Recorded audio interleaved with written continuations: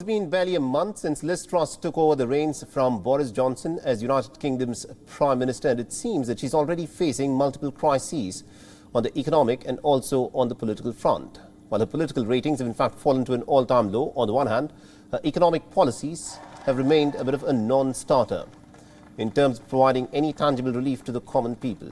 To make matters worse, her recent tax cuts have only fueled further discontent and outrage across Britain.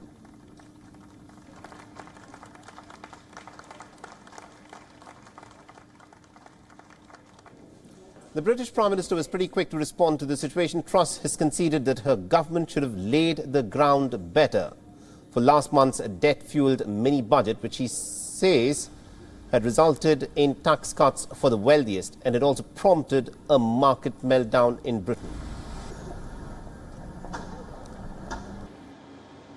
There is an issue that interest rates are going up around the world, and we do have to face that, and we do have to do that. But I do want to say to people, I understand their worries about what has happened this week, and I do stand by the package we announced, and I stand by the fact that we announced it quickly because we had to act. But I do accept we should have laid the ground better. I do accept that. You accept you should have laid the ground better. I have learnt from that. I have learnt from that, and I will make sure that in future we do a better job of laying the ground. The latest mini-budget announcement from the Conservative Party government has caused massive economic shocks. The British pound fell to an all-time low against the dollar, and investors lost billions of dollars as the stock market tanked. And this came on the back of an already worsening cost of living crisis. The skyrocketing inflation and soaring energy bills have also been a major issue in Britain. The simmering discontent of the people manifested in the streets of London as recently as on Sunday. Thousands of protesters rallied in London and elsewhere around Britain over the cost of living crisis. And the demonstrators also aligned with various organisations and gathered in large numbers to block roads and bridges in London.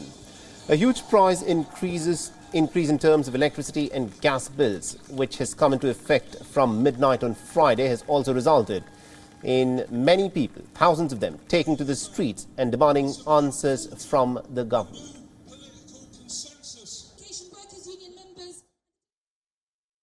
A lot of workers and a lot of people that are working in this country have had enough. They've had enough of not working full time and not being able to pay their energy bills and not be able to put food on the table. And it's not just going to be these guys. Other people in other sectors as well have had enough, and that is why everyone's come out in solidarity today, because I think people can relate to it. And it's about coordinating those strikes now and making sure there's a broad popular movement, not just around pay, but benefits. Just the cost of living, like prices, like in general, and I feel that's really beginning to be built now. It's been a long time coming, but like you can feel the energy here at this rally, like it's really electrifying. So the pressing question, of course, now is, will a mere acknowledgement of shortfalls in policy fix the real problems of the people? Will a cleanly worded apology bring back millions lost from the investors' pockets, or will it contain the soaring inflation? These are some of the issues that the people in Britain are demanding urgent answers for. And at this point of time, the Liz Truss government seems to have no answers whatsoever.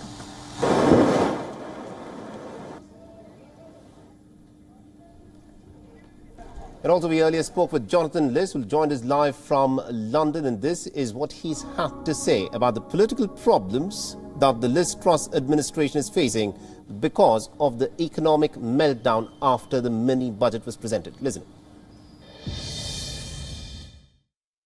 The basic answer is that the markets don't have any confidence in Liz Truss and Kwasi Kwarteng's ability to manage the economy.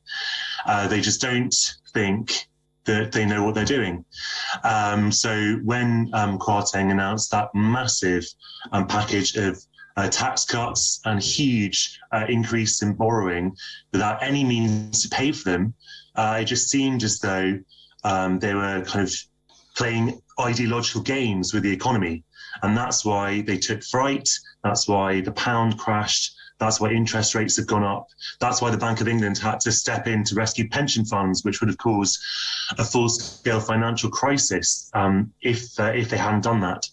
And so I don't see what Truss can do now, because she has shown that she is entirely ideological and that the markets don't actually like it, even though she's purporting to act for them.